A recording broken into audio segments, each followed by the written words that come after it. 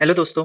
UPPCS 2023 mains के लिए हमने एक टेस्ट सीरीज स्टार्ट की हुई है जिसमें हम प्रीवियस टेस्ट सीरीज है फोरम आईएएस की वो डिस्कस कर रहे हैं। तो उसमें ये क्वेश्चन है UP specific, explain various schemes for Uttar Pradesh government for the development of agriculture and rural areas. कृषि एवं ग्रामीण क्षेत्रों के विकास के लिए उत्तर प्रदेश सरकार की विभिन्न योजनाओं की व्याख्या कीजिए।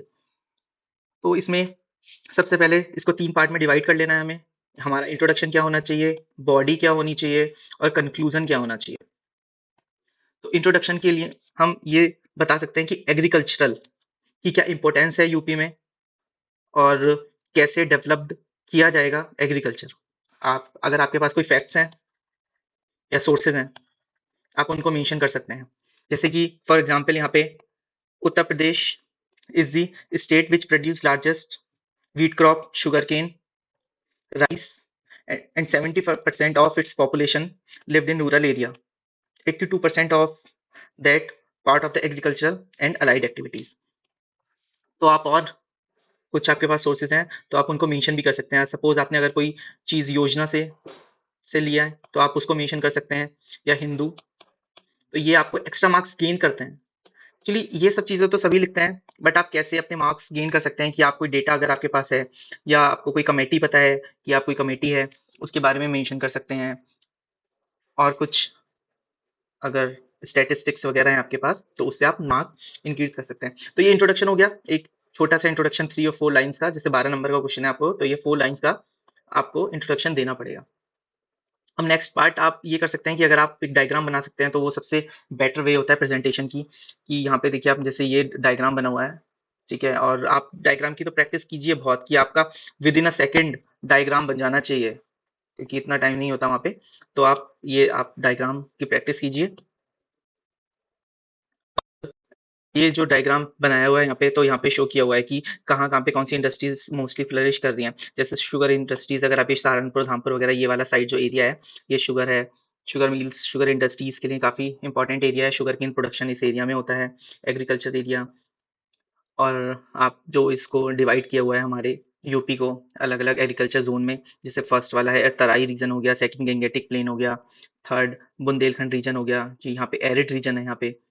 तो आप ये भी बता सकते हैं कि कितने कितने परसेंट एरिया पे एग्रीकल्चर होता है। तो ये देखिए एक अच्छा खासा डेटा आपने मेंशन कर दिया। तो एग्जामिनर को एटलीस्ट ये पता होना चाहिए कि आपको रफ आइडिया है कि कहाँ पे किस चीज़ का प्रोडक्शन होता है और कौन से एरिया पे क्या चीज़ की इंडस्ट्रीज हैं, और कहाँ कहाँ पे गवर्नमेंट को कौन सी स्कीम्स इम्प्लीमेंटेशन करने की जरूरत है। जैसे सपोज ये बुंदेलखंड वाला एरिया है, ये ड्राई एरिया है, तो यहाँ पे वाटर जो फैसिलिटी है वो ज़्यादा से ज़्यादा होनी चाहिए। जैसे अभी हमें यहाँ पे एमपी गवर्नमेंट और यूपी का एक प्रोजेक्ट भी है जिसमें हम कीना बेतवा रिवर को इंटरलिंक कर रहे हैं, तो ये वाला एरिया काफ़ी बेनिफिशियल होगा उसके लिए।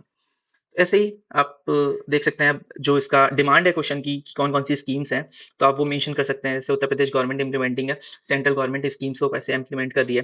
प्राइम मिनिस्टर कृषि विकास योजना हो गया, परंपरागत सिंचाई योजना हो गया, प्राइम मिनिस्टर मानधन योजना हो गया, किसान सम्मान निधि हो गया। एक्चुअली एक आप ऐसे ये जरूरी नहीं है कि आप एक एक स्कीम्स याद करें, और इतना सारे याद भी नहीं रहती। बट आपने प्रीलिम्स के लिए जब पढ़ा होगा तो आपने फैक्चुअल चीजें एटलीस्ट इतना तो करा होगा कि कौन कौन सी स्कीम्स इंपॉर्टेंट है, तो वो वही सब स्कीम्स मेंशन करनी है। और आप योजना कुरुक्षेत्र तो आप वैसे भी एसएस वगैरह के लिए पढ़ रहे होंगे, ये बहुत इंपॉर्टेंट चीज है, जिससे कि वो तैयार हो जाता है आपका ऐसे। और काफी टॉपिक्स भी हैं जो योजना कुरुक्षेत्र कवर कर लेती है मोस्टली, चाहे आप साइंस एंड टेक की बात करें, चाहे सोसाइटी की बात करें, या आप रूरल इकोनॉमी की बात करें, या फिर आप बात कर सकते हैं इकोनॉमिक्स की। तो ये बहुत योजना कुरुक्षेत्र ऑलवेज इंपॉर्टेंट पार्ट है प्रिपरेशन का। और अगर आप न्यूज़पेपर या कोई भी मैगजीन फॉलो कर रहे होंगे तो आपको वहाँ से डेटा और अदर फैक्चुअल चीज़ें मिल जाएंगी जो आपके सब्सटेंशिएट कर सकती हैं आपके आंसर को, और एक मार्क्स गेन करने का एक एज आपको प्रोवाइड कर सकती हैं। क्योंकि इतने जो एग्जाम जो इतने क्वेश्चन लिखेगा तो उसको एक प्रैक्टिस तो हो जाएगी क्वेश्चन लिखने की, आंसर लिखने की। बट आप क्या डिफरेंट कर सकते हैं, आप डिफरेंट यही कर सकते हैं कि आप कुछ सोर्सेज मेंशन कर सकते हैं, या फिर आप कोई डेटा, ये सब चीज़ें मेंशन कर सकते हैं जो आपके मार्क्स को गेन करने में हेल्प करेगा। अभी कुछ गवर्नमेंट की जो यूपी की स्कीम्स हैं वो क्या क्या स्कीम्स हैं वो आप यहाँ पे लिख सकते हैं।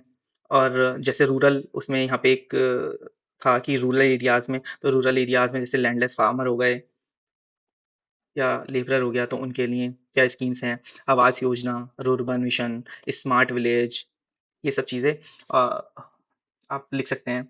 और आप ये क्या-क्या फैसिलिटीज़ मिलनी चाहिए, tap water, 24/7 electricity, irrigation irrigation channels हैं, इंटरनेट कनेक्टिविटी है, ईज़ी मोबिलिटी है जो आपके जो पेरिशेबल गुड्स हैं, उनको ट्रांसपोर्ट करने के लिए हेल्प करेगा, या इंटरनेट कनेक्टिविटी है जिससे आपकी गवर्नमेंट की जो स्कीम्स हैं या गवर्नमेंट के जो इनिशिएटिव्स हैं, ठीक है? या और भी कोई गवर्नमेंट का न्यू कोई प्रोजेक्ट आ रहा है, या कुछ कोई एमएसपीज़ वगैरह हैं, या उनके लिए कोई इंश्योरेंस स्कीम आ रही है, तो उनकी आपकी डायरेक्ट आपको पता लग जाए एज़ सून एज़ पॉसिबल, जिससे कि जो स्मॉल फार्मर्स हैं, जिनके पास अप्रोच नहीं है कि वो किसी चीज़ के बारे में पता लगा पाएँ, तो वो इन चीज़ों के थ्रू एक्सेसिबल हो सकते हैं। तो अब एंड में एक डिसेंट सा इंट्रोडक्शन देते हुए, जैसे UP's is the backbone, UP's backbone is agriculture, UP की बैकबोन है एग्रीकल्चर, ये तो पता है हमें, इवन इंडिया की भी एग्रीकल्चर बैकबोन है।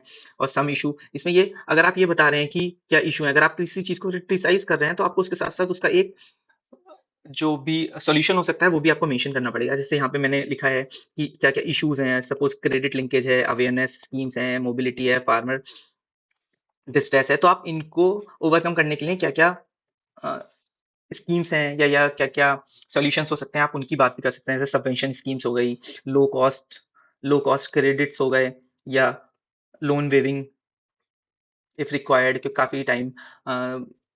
काफ़ी जगह देखा गया है कि जब गवर्नमेंट पावर में होती हैं, जो वो वहाँ के जो एग्रीकल्चरल्स हैं, या लेबरर्स हैं, या फार्मर्स हैं, उनके द्वारा जो लोन लिए गए हैं, उनको कुछ सब्सिडी प्रोवाइड करवाती हैं, सबवेंशन प्रोवाइड करवाती हैं, और काफ़ी बार माफ़ भी कर देती हैं।